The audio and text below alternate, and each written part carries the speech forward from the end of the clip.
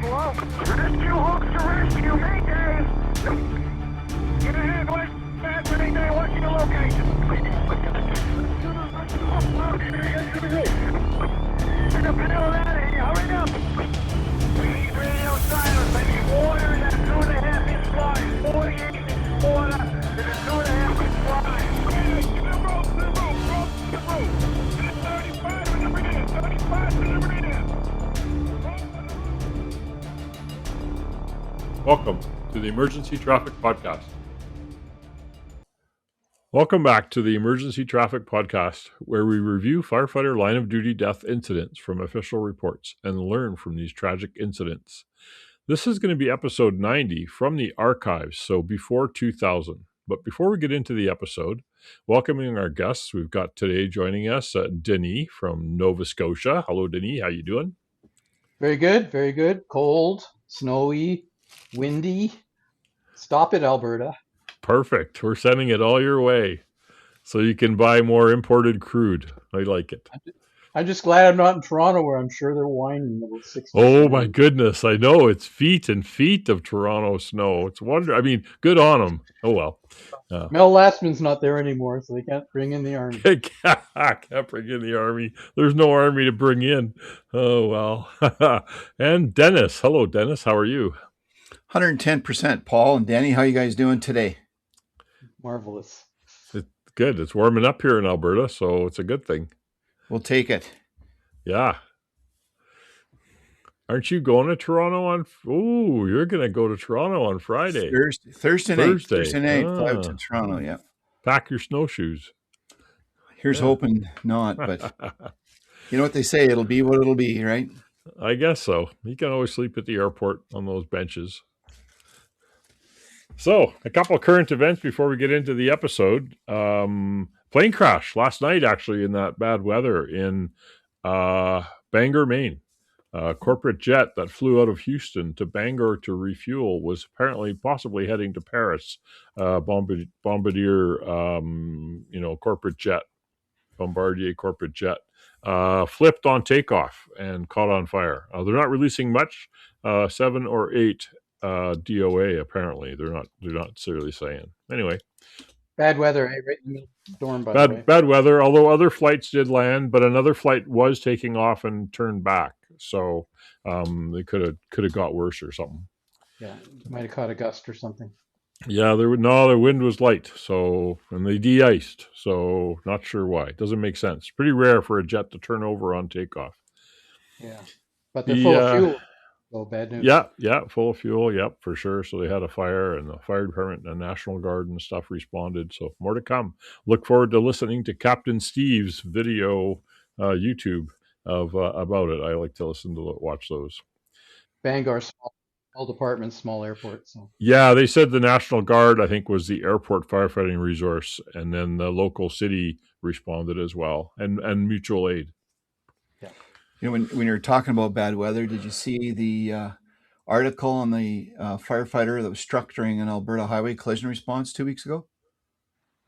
Just happened 2 weeks ago. Yep. There was one months ago down by Strathmore. This one was no. This one just happened actually just 2 weeks ago in January here. Strathcona County firefighter was struck while working a collision scene, Highway 16, after a passing vehicle hit the department's command vehicle, which had been positioned to provide advance warning. Yeah. Most dangerous place we work is on the highway. I like that website, free training, respondersafety.com. Really good courses for emergency responders responding to on-highway incidents, for sure. So that's 2 now in Alberta that I know of in recent history. Okay, New York, they had their hands full. New York City, they had a 20-story multifamily building that had a gas leak. The firefighters responded to like the 15th floor to investigate the gas leak, and the building exploded. And it blew a section of the building out and part of the roof. And of course, then they had a major fire. It looked like the building was under renovations. There was scaffolding and all kinds of restrictions. They had trouble getting access to the front of the building and none to the rear. And had a big firefight, 4 or 5 alarms. Some really good videos on YouTube and stuff like that. But a challenging call for them, although I didn't hear of any fatalities, so that's good. Most building managers do not appreciate that when their buildings are under renovation, they're at the highest risk of having a major fire and losing their asset. Absolutely. NFPA 241 is the standard for construction and renovations, and it needs to be followed to the T. Unfortunately, it usually isn't. Yeah, we had a local fire here a week ago at the large convention center and arena in downtown Halifax. Oh, yeah, I sent you a picture of that. Yeah. They were doing hot work on the outside of the building, and of course, it looks like hot stuff dropped into the materials and the roofing, and they had a fire where the lower part of the building connects the higher part of the building and the roof. So, yeah, I believe it's Boston now requires all people that are doing any kind of hot work to have NFPA hot work training, which is a great idea. It's just that fire watch and watching for combustibles. And I've responded to several hot work fires. The one was really weird. It was hours and hours later we got called to smoke in a building, and it was on plumbing on the first floor, and it had gone up and crept up through the plumbing chases up to the second or third floor in the wall, and that's where the fire was at the time we were there. And roofing work is particularly dangerous. Remember one time we used to do extinguisher collection for an extinguisher company. One time our local roofing contractor came in with a pickup truck completely full of empty extinguishers. It took them 6 trips to truck them all into the building. I was looking at it going, I don't remember going to that many fires on roofs. Yeah, exactly. They used them all on one. I don't think it was on one. No. Yeah, well, we had the high school here in Lacombe catch fire during roofing, and the aerial, the newly bought aerial that was quite controversial because a lot of people thought we were, wasting taxpayers' money, saved the school. So I was there. It was an interesting call. Staffing levels in Alberta. So 2 Alberta IAFF locals got contracts to state the level of staffing that they had to have 4 per apparatus, which is awesome. So very interesting that they got that into their contracts, and hopefully that's something that moves forward, because anything less than 4 on an engine is dangerous to the firefighters and affects the people we're helping. Also interesting is that the local in Lethbridge, IAFF local, has withdrawn from the Alberta Federation of Labor. They're accusing the Federation of Labor of politics and stuff like that, and so they've withdrawn their support from the Labor Federation. They say they're too buried in with the New Democratic Party here in Alberta. So we'll see what happens from that in the future. Unions, politics, hard to believe. Yeah. National Indigenous Fire Safety Council has obtained Pro Board accreditation, the first Indigenous organization apparently in the world to acquire Pro Board certification to certify training courses and stuff. So we'll see where that goes in the future. Hopefully it's productive for them. That council's in Canada, Paul. Did you mention that? The national... Right. In Canada, sorry. Yeah, that's the Indigenous Council in Canada. It's comprised of a number of First Nations, not all, but the Canadian government is trying to promote some fire safety and fire prevention and stuff on Indigenous lands, and that's their one avenue that they're working on, one of many. Okay, so in the January episode, or excuse me, the January issue of the Firefighting in Canada, the online, Len Garris, who's a retired fire chief from the Vancouver area and is well known for his advocacy on firefighter health and statistics and so forth. He wrote an article talking about firefighter cancer screening and so forth. And we're doing a lot more work on that in Canada now, so it's a good thing. But one of the things they found from a study of several thousand cases of cancer is a focus in on prostate cancer. Prostate cancer being a particular concern for male firefighters, obviously, but for firefighters in general, is the fact that there's a high degree of lethality, people dying from prostate cancer, and there's a need to improve screening of that. And many Canadian firefighters in their peak service years fall into the age bracket where they have the highest benefit from screening. In other words, reducing mortality, reducing, in other words, stage 4 cancer, which is they liken to a 4-alarm fire, basically. You got stage 4 prostate cancer, your chances of surviving are low. Anyway, you benefit from screening, and early detection could prevent advanced diseases and preserve both life expectancy and quality of life. And basically the screening is done through PSA tests. It's not perfect, but when PSA tests show a positive, which is a prostate specific antigen, that's what PSA stands for. But then you can go and have specific diagnostic methods that do further take samples and so forth to see if you've got issues, and it can save your life. And screening of firefighters needs to start happening much earlier than it has been happening. And firefighters need to understand that prevention is available for this type of cancer better than it is for most other types of cancers, and they need to be really looking at that. And unions should be assuming that this is a right of firefighters is to have health screening, and fire departments should integrate their PSA screening into an annual occupational health check, particularly for men in the ages of 50 to 69. The most tragic part about this is that it takes a long time for the cancer-inducing agents to be absorbed into the body and for it to show up. And a lot of firefighters are coming down with prostate cancer after they retire, and I know a few. And, and it can kill you, and it's not something you pay a lot of attention to, and you may not even notice the symptoms yourself till you're stage 3 or later. And because lots of changes that come with aging anyway, you may ignore those. If you're not getting PSA tests starting in your 50s, you need to do that. Go check out the man van, right? And travel around, and you can do that. Stuff to kill you. And yeah, doing prostate exams, not a lot of fun. There's all kinds of jokes about it, but it's whatever. Yeah. Well, you know what? I've always encouraged our firefighters, whether volunteer or career, go get a checkup in the month of your birth, so you don't forget about it, and get a baseline. And it's like you were saying, Denny, it's a substantial increase in the PSA that firefighters really got to watch for. That's usually the first indication. But if we can convince our firefighters, get a checkup once a year before you start the fire service, get your hearing tested, get a good baseline, just so you know, because what's normal blood pressure for Paul might be different for me and might be different for you. But it's when you see those deviations, because you've got a nice track record, that really point to, for our intents and purposes, origin and cause, right? Dennis is right. And I've done this, but you need to establish baselines.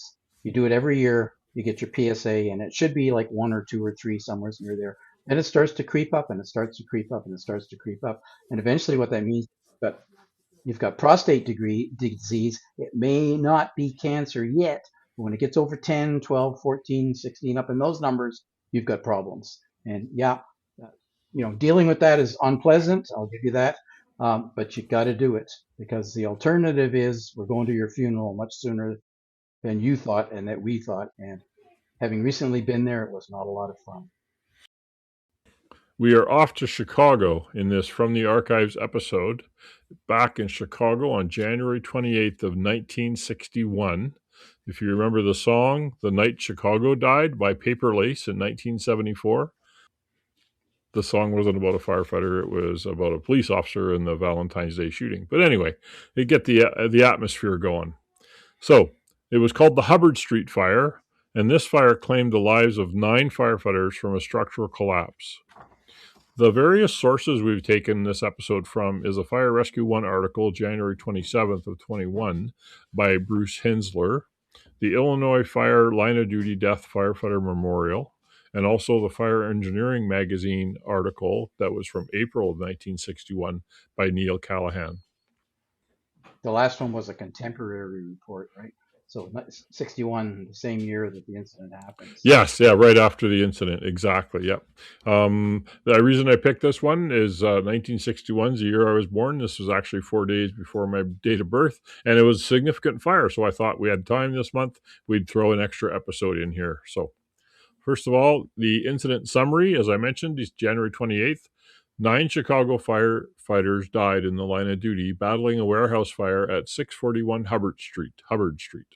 The fire started in the upper floors of a 7-story warehouse, which was located in a railroad yard in a heavy industrial area. And there was railway tracks beside it. There was elevated railway above or just to the south of it. It was a 7-story warehouse. Let's see. The warehouse stored bakery supplies for the Hulker and Bletch Company and frozen foods for P&P Blueberry Packing Company. Immediately adjacent to the warehouse was a 2-story building containing 1-gallon tin containers for packing and storing food. Hey, tin containers in 61, right? It wasn't all plastic and stuff. Warehouse fire burned for some time before it was noticed, which is typical with industrial fires, especially after hours if no one's there working. It was noticed by a nearby railroad workers. By the time the fire department was contacted, receiving the first alarm at 6:23 a.m., the flames were already bursting through windows in the warehouse. Within 20 minutes, the alarm was raised to a 511, followed by a special alarm. So I think 511 is a 5-alarm fire. And additional alarms also brought in up to 316 firefighters, 67 pieces of apparatus and equipment, 4 ambulances, and 3 rescue squads. Nearby fireboats also responded to the incident to pump water from the Chicago River to supply the firefight. One of you guys want to go ahead? Yeah, just to back up there for a sec, Paul, I think you said 641 Hubbard Street. I think you meant 614 Hubbard Street, right? Okay, yes, perfect. You're right. I transposed the numbers. Yeah, and I do that all the time too. So, no, that's good. Actually, the address is West Hubbard Street. If you're going to go look it up on Even Google. Better. And the property's still there, although the building that was there is no longer. This is from some of the reports now. So at 6:23 a.m. on January the 28th of 61, Chicago police notified the city fire alarm office of a building on fire at the corner of DePlains and Hubbard Streets. So fire alarm operator John Fagan, who was on duty at that time, dispatched 2 engines, a truck, a squad, and Battalion Chief 5, George Kuhn, Kuhn, on a still alarm. So unconfirmed fire, minimum response, that's what they sent. But shortly thereafter, there was a call from the Chicago Transit Authority, not the band, the bus company, quickly followed, reporting there was a building on fire in that general location, stating it's going like hell. Based on that information, Fagan then transmitted Box 286 at 6:24 a.m. So Box 286 sent a whole lot more equipment to the scene. We don't have a list of that, but it filled out the box for an industrial fire. At 6:26 a.m., as Fire Marshal John Main, Meigen, or Megan, of the 1st Division was making assignments to first arriving units, he informed dispatch that the first floor was fully involved, and he ordered a 211 alarm for 614 West Hubbard. So the call was at 6:23 of a delayed alarm, and at 6:26 there was a 211 declared by first arriving units. At 6:31 a.m., with heavy fire now showing across the front and on the roof, so that would be from the Alpha side, you could see this taller building in behind, Chief Megan ordered a 311, which is a 3rd alarm, for a 7-story bakery products warehouse occupied by the Hilker and Bletch Company. The fire building was of heavy timber and brick mill construction with attached exposures of ordinary construction, one being a glass company and another a trucking company. Presumably, the rapid growth and extension of fire was due in part to stored cooking oils and combustible dust from baking products. I'm going to take a second here just to give you a little understanding of how the buildings were laid out, because it's not dead simple, and it contributes, I think, to the difficulties that Chicago Fire Department had. So Hubbard Street being the Alpha side of this building, when you drove up to the Alpha side of the building, the street was actually covered by an elevated railway, multiple tracks. So you can actually go on Google now and see that the elevated rail is still there, and it's wide. The entire street is underneath of it. So the building wouldn't have been too far away. So operating off of the Alpha side would have been difficult. I'm not even sure access was there, although the address is there. So, but as you looked at the building from the Alpha side, you saw in front of you on the, would be the Alpha Bravo corner, there was a 4-story building. And that 4-story building was part of the Hilker and Bletch company that we talked about earlier that was storing baking materials. In the middle of the Alpha side was a 1-story ordinary construction building that took up about half of the block. And then on the Alpha Delta corner was a 3-story ordinary construction building, which was a glass company. Now, ordinary construction, right, is masonry, exterior walls, with a timber combustible interior. So behind all of that, the full width of the building was a 7-story tall mill constructed building, which was where the fire was and where a lot of these bakery related stores were. And behind that, which you would not have been able to see from the Alpha side, was a 2-story mill constructed building, which housed a trucking company, or at least it looks a lot like a shipping type building, a long, low building, only 2 stories high, with a lot of truck docks off on the Charlie side, which was north, and some around on the Bravo side, which was the west side. And the Bravo side was in a narrow alley between other buildings.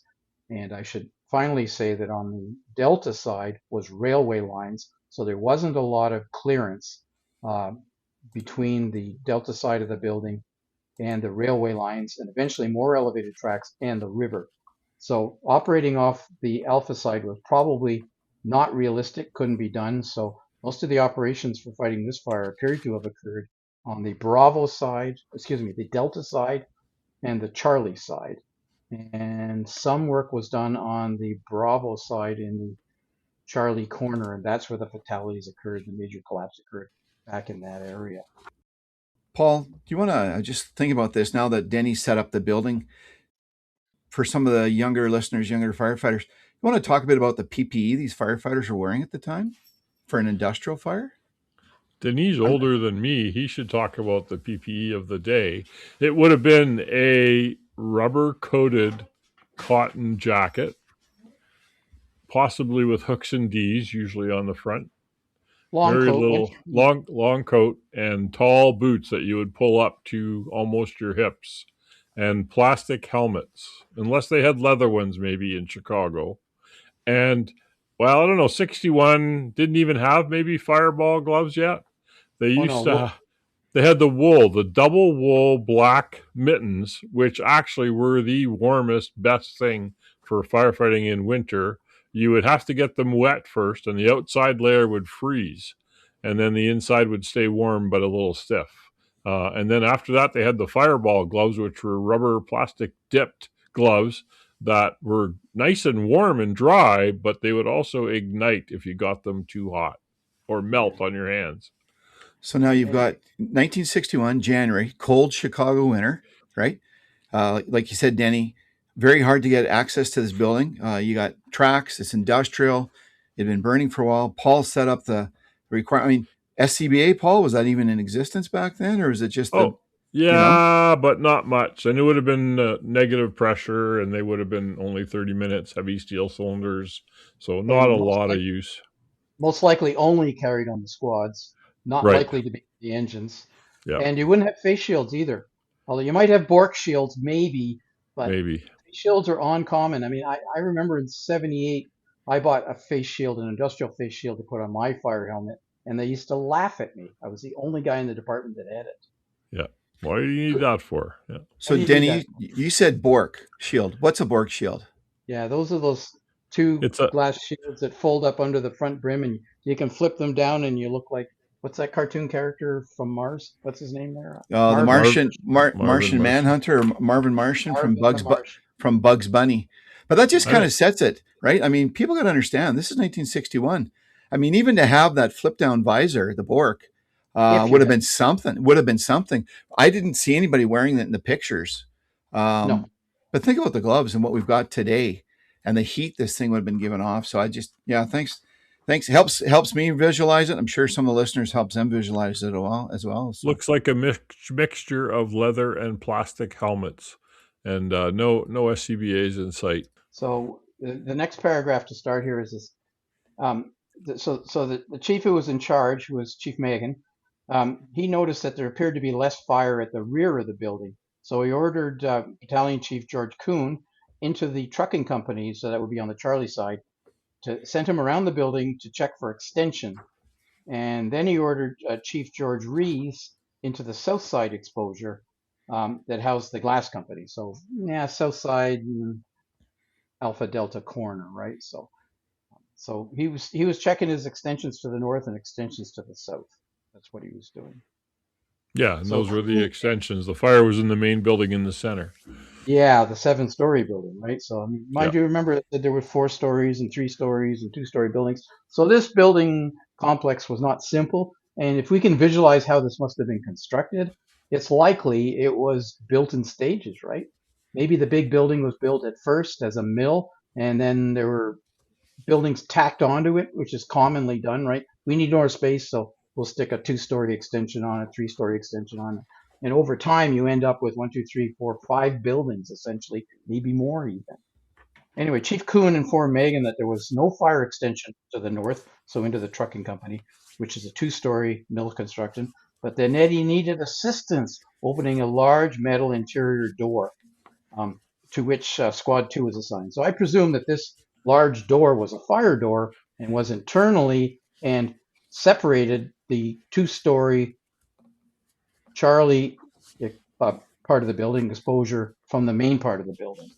So, and it was closed, which is probably a good thing. But we don't know what might have been the second floor. So it may have self-closed. A lot of those big metal fire doors were held open by a weighted rope or cable, and then the cable or fusible link would melt, and then the door would gravity close to block the fire from crossing it from one structure to another. And if you're a firefighter and you'll still see these doors in old industrial particularly, and even in new ones, and if you're a firefighter and you go through one of these open doors and you don't take steps to make sure the door doesn't close behind you, God help you if you got to get out. Yeah. Because you're going to have a lot of difficulty, and in zero visibility, you're not likely to get out again. So there's things you need to do, and if you don't know what they are, you need to look that up, and it needs to be part of your regular procedures. And what would have radio communications been like, guys, back then? I mean, now None. most departments, everybody's got a radio. Like, how would they, if they got in trouble, how would they call a mayday? Word of mouth. No radios. No. Maybe an air horn on a truck. Maybe. Still using megaphones back in that area. Yeah. I mean, I was in the fire department in the 70s, and we had radios, sort of. And in some cases, you drove to the location of the fire, picked up the phone, and called back to the station and told them what you needed. Yeah. And you used electric, like a electrically amplified megaphone. Yeah. So, but back in those days, they had boxes, right? So you'd walk over to the box and pull the alarm. Now, Chicago might have, in the command vehicles, the battalion chief's cars, might have had radios. In fact, probably did, but the general firefighters would not have. No portables, because they weren't portable. And nobody at dispatch is sitting there monitoring all the activities in the fireground. That's not happening. And they had those wheat flashlights. The big wheat, it was a dry cell battery, about a foot tall, 11 inches, a wet cell, battery, 6 volts, and it would recharge in the car. It had a mount, and you could take it out, and you would carry those on your belt, big firefighter flashlight. Remember my dad had one mounted on the hump of the engine tunnel in the car. I had those in my command car. Yeah, you see, you're old. I'm going to stick my tongue out. And had a really bright light on it, right? You could probably read the newspaper 5 feet away. So, Yep. So anyway, at 6:33 hours, if you're keeping track now, this is only 10 minutes into the call, Deputy Fire Marshal Harry Moore arrived, and he ordered a 411 alarm 2 minutes later after arrival. So Moore, M-O-H-R, for those who are keeping track. So Chief Moore then walked around the building, doing a 360, which would have taken a bit of time. And after completing that, he ordered a 5 alarm be struck. So now you're up to 5 standard alarms. So you started off with a still, you filled it out with the first alarm when the transit company called, and then very shortly after, 3 minutes in, you went to a second alarm. At 7 minutes into the call, you went to a third alarm, and then at 10 minutes into the call, you went to a fourth alarm, and very shortly after, you went to a fifth alarm. So within 10, 11, 12 minutes of arrival, you've gone to a fifth alarm. Now, they don't all magically vaporize and appear in front of you. They're coming from all over the city. And later we find out that they're running a second 5-alarm fire at the north end of the city, right? At the same time. Man. Bad day. So he ordered the 5th alarm be struck. So Chiefs Moore and Megan then began assigning companies to cover the east and west side. So the east side is the Delta exposure, and the west side is the Bravo exposure. Remember, Delta exposure, rail lines, Bravo exposure, narrow alley, other buildings. About this time, the entire 7-story building burst into flames. Wow. So clearly the Divisions. fire started further down in the building. Didn't Yeah. start on the floor. No, and so when the first deputy fire marshal, William O'Brien, arrived at about 6:40 a.m., more reported out, and O'Brien special ordered 5 additional engines again. So 3 minutes later, O'Brien called for 5 more engines, quickly sensing the impending collapse. The 3 chiefs, O'Brien, Moore, and Megan, began ordering men and equipment into defensive positions. From inside on the south, Moore ordered Chief Rees and Truck 2 out of the building. Moore then ordered all companies working on the south side to move back and locate under that railroad trestle for protection. So on the front side, O'Brien ordered Squad 2 and Snorkel 2 to withdraw. So remember now, in 60s, Chicago was the premier first user of the Snorkel, the articulating aerial platform, which actually originated in Canada. The Snorkel was designed by a company called Pittman, who built them for picking trees in orchards in BC. And people started thinking, hey, we could a cherry picker, basically, yeah. And so that's where the Snorkel came from. And Chicago had one that they'd use at a fire. It may not have been in the fire departments initially, but they found it useful, and they started buying snorkels, and they did for many years. And they've actually started buying snorkels again after companies changed and stuff's happened over the last 30 years. But they were able to find a manufacturer to make them for them, and they've got several in service. We've talked about them before on this show. Chief Quinn, I think it was, wasn't it, who adapted them? Could be, yes, it could be. Yeah, in fact, he's still chief at this time, I believe. You're going to find out later. Yeah, that makes sense. Yeah. So, and by the way, it said here on the front side of the building, Snorkel 2 was told to withdraw. That's actually the Delta side. Oh, okay. Yeah, it's kind of confusing which one's the front, right? Because the railway tracks are there and the elevated railroad as well. On the Alpha side, yes. So as this happened, as Squad 2 and Snorkel 2 withdrew, a portion of the southeast wall collapsed right in that Alpha Delta corner. Quick movement of apparatus and hoses was hampered by frigid air, ice, deep snow, and wind. Conditions were not nice during this fire. If you look at the pictures, which we'll post some of them on our social media, it's not a good day to fight a fire. I think the temperature was around 0 Fahrenheit, something like that. Yeah, so that's 20 below Celsius, right? Cold. At this time, Lieutenant Louis Repkin of Truck 19 requested help from Megan. As the two ran towards the rear side, a portion of the upper north wall peeled away, raining bricks, mortar, and burning debris down on the 2 men. As Megan got up, he heard cries for help from where Chief Kuhn was located. Kuhn had earlier ordered Squad 2 outside to open a door and held candidate firefighter Burns inside with him. Now the 2 were trapped by fallen debris. Kuhn and Burns worked their way up the west side to where there were doors and windows in the building. So I think what happened here was the wall on the 7-story building collapsed onto the 2-story building and spilled out over the edge to where the firefighters were standing on the ground on the Charlie side. That appears to be what's going on here. Now, a firefighter reported to Moore that 2 more men were trapped at a barred window in the 2-story structure. Moore quickly ordered an acetylene torch to be sent to that window. Chief Megan, hearing Kuhn calling for help, informed Chief O'Brien, who then ordered all nearby to assist. While some remained to remove equipment, Megan and 20 to 25 men went to the rear where they saw 2 trapped men at the window. This is in the Charlie Bravo corner, right? So I think so, yep. In that trucking company window, basically. Chief Kuhn told the rescue party that if they could access the side door and open it, he and Burns could get out that way.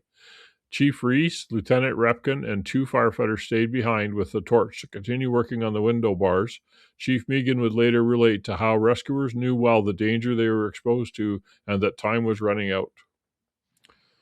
To open the door that would give Kuhn and Burns a chance to get out required a trailer truck to be moved. Chief Thomas McGurn ordered approximately 30 men to the task. probably pushing the truck, I'm guessing.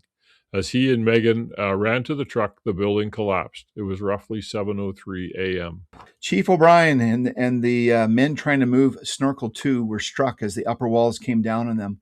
Chief Megan was knocked unconscious and covered by debris, but he regained consciousness and freed himself. Upon finding Megan, Chief Moore informed him of the trapped men. As Chief O'Brien was informed, he requested fire alarm send 3 squad companies and 3 ambulances. At least one man working at the window survived, as did a few who were attempting to move the truck. Survivors reported seeing their fellow firefighters trying to escape the falling walls as debris fell upon them. The scene was now enveloped in a cloud of flames, smoke, and dust, but from within the burning debris pile came calls for help. At this point, Fire Chief Marshal Raymond Daly arrived and ordered all hands to the northwest corner to organize for rescue. Fire Commissioner Robert Quinn then arrived and took command of the rescue operation. Commissioner Quinn led all the rescuers into the rubble and found Chief Reese telling the buried men to hold on, but it was too late as Chief Reese died before rescue. The rescue team created a tunnel into the debris where the truck had been parked in an attempt to locate Chief Kuhn and firefighter candidate Burns. They discovered many bodies in the area. They ultimately had to withdraw as any hope for Kuhn and Burns were lost. The bodies of the 2 men were later found. 14 firefighters were transported to hospital. Okay, so in remembrance now, there was 9 firefighters perished who left behind families, spouses, and 20 children, and 14 other firefighters were transported to hospital. Pretty tough day, I would say. At their memorial, Chief Mahan said that the men knew the building was coming down and that time was running out, but they could not just let Chief Kuhn and firefighter candidate Burns, only had a year on the job, could not let them die. He says, time ran out on us, and if tomorrow we were faced with the same situation, we will again do our utmost to save lives, whether it be our fellow firefighters or civilians. If we didn't do that, there would be no reason for a fire department. So that's a quote from the chief after the incident. So things to remember about this fire, which is why we brought it back from the archives. As Chicago fire departments dealt with this 511 fire, another 511 fire was also burning on the city's north side, as Denny mentioned earlier. So there was a busy day. Of course, terrible weather often results in more fires, right, from heaters and overloaded circuits and stuff like that. The fire was reported at 6:23 a.m. and the first units that were on scene in about 3 minutes. The building collapsed at 7:03, roughly 40 minutes after the discovery. Remember, it was discovered by people working, in adjacent properties, so a delayed response. The Hubbard Street fire was struck out at 12:07 p.m. that day. The 511 alarm brought over 300 firefighters, 67 pieces of equipment, and 2 fireboats. The Chicago Fire Department was following the tactics and procedures of the era. There was a strong command presence, which is good. They divided into divisions right away, which is awesome. Sorry? Lots of chiefs. Yeah, lots of chiefs, and they divided up into sectors, which is awesome. The fireground communications were face-to-face and appear to be carried out well. Command reacted quickly to signs of impending collapse and promptly ordered transition to defensive stance. It appears that there was basic accountability of personnel and their locations. The response to the trapped firefighters was quick. So in this fire, I'm just going to list the firefighters who died.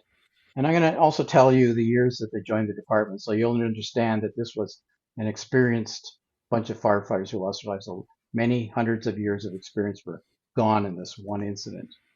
So these are who died.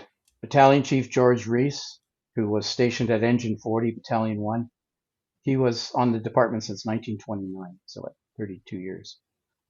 Battalion Chief George Kuhn, stationed at Engine 19, Battalion 5. 1935, his date on the department. Lieutenant Charlie Roush, Engine 114, joined the department in 1943. Lieutenant Louis Repkin, Truck 19, joined in 1938. Firefighter Hilliard S. Augenstein from Squad 10, remember that's one of the ones that were called in a later alarm, on strength in 1954. Firefighter William Hillstead, Engine 44, on strength in 1959. Firefighter Stanley Silwink, Stanley Slawinski, engine 26, on strength in 1959. Firefighter Sarah Zuccarelli, engine 26, on strength in 1955. And firefighter Robert Burns, who was a probationary firefighter, he was on squad 2, and he was on the job since 1960, so about a year. So those who have died. Today, we would expect to see formal incident command system established. Personnel would have portable radios and passive devices. A rapid intervention team would be in place. We would want to see a strong pre-planning effort, building data available on scene, and identification of hazards. And we would hope to see building and fire prevention codes being enforced. Lastly, we would want to see automatic sprinklers in warehouses, industrial buildings, mercantile occupancies, and places of public assembly. But that's today. This is 1961. It's just a snapshot into the archives, into the past, and where we come from. But don't think these buildings don't still exist. They do. In my last jurisdiction, I can remember one particular building. It was a mill. It was previous textile mill, 3 stories. I think it was. Portions were 3 stories, portions were 2. Built in 1903, 1908. Mill construction. It was sprinklered, but the sprinkler system had not been working for years. And of course, you've got heavy boards inside on the floors, soaked with oils and other combustibles from years and years of use as a mill building.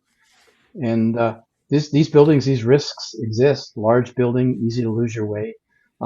Uncertain construction, changes over the years, not necessarily well maintained. Sprinkler systems might or might not be working. Alarm systems might or might not be there, detection systems. So these risks still there. Know your hood. I volunteer with a group that has an old building built in, I can't remember, 05, so 121-year-old building, and it's a public assembly building now. It used to be a water treatment plant, and it's been converted. And I'm trying to bring up their fire safety, and hey, you guys should have a fire alarm. They've got a security alarm, but no fire alarm, no sprinklers. So I'm working with them to try to improve that. Fortunately, right now they're listening, so we'll see where it goes. But yeah, we need to help out. Well, and that's what this is all about, trying to educate people, and hopefully we can learn from our mistakes and some lessons. I just did some quick math here, Denny. Those 9 firefighters had combined of about 120 years of service that was lost in the span of 40 minutes from the time it was called in to the time of the collapse, which is and most of those guys would have been the leaders in their particular stations on their apparatus. So there's a lot of leadership gone there too. Yep. Well, thank you everyone for listening to another episode of the Emergency Traffic Podcast. Please tell a friend, give us a like, a share, or a thumbs up. Help people find us. And of course, as Sergeant Phil Esterhaus always used to say on Hill Street Blues, since we're going back in time, we can go back to Hill Street Blues, remember, let's be safe out there. Let's be careful out there. There's always lots to learn from these incidents. I know they're in the past, and this one's, 60 years in the past plus, but the lessons are still there, and you don't want to repeat the past, that's for sure. 64 years. Yeah. So God bless I'll be guys. 65 soon. Yeah. Will you? I'm an old guy, Mike. Few days. Anyway, so you don't want to repeat what happened in Chicago. It's a sad day for sure. And they still remember it in Chicago. And periodically on the anniversary, they'll remind everybody just what happened. And if you go back and look at the number of firefighters who lost their lives in those days in fires, I think there were more than just these 9 in that particular year. So it was a tough time to be a firefighter, and it still is. And we're dying now from cancers, and still dying in incidents, and still dying from health-related issues. You got to pay attention to all of this stuff and learn.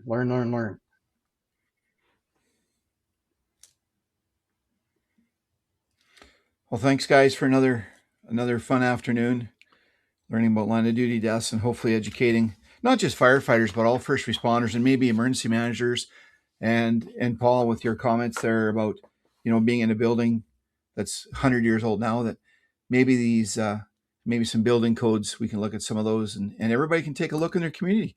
Denny's favorite saying, I like stealing some stuff from you guys every once in a while, and his favorite saying is know your hood, right? Check out your neighborhood. Wherever you're responding, take a look at some of these buildings. Ask yourself some questions. If there was a fire here and it was burning, I mean, this one was probably burning for who knows how long before it was noticed. Where's the collapse zone? What would I do? What's the risks? And is the risk worth going into the building? So a lot of fun, guys. Let's be safe out there. Paul, happy birthday in a few days. 2 days from now, I guess, is the... is it 2 days? Yeah, 2 days from now is the anniversary of this incident. January 28th, 1961. And in 2 days, it'll be January 28th, 2065. And then 2 days after that will be Paul Prevost's birthday. So if anybody wants to send him a message and wish him well and happy 65th, that would be great. What a birthday present for people to listen to this, Paul. I'll cut this part out.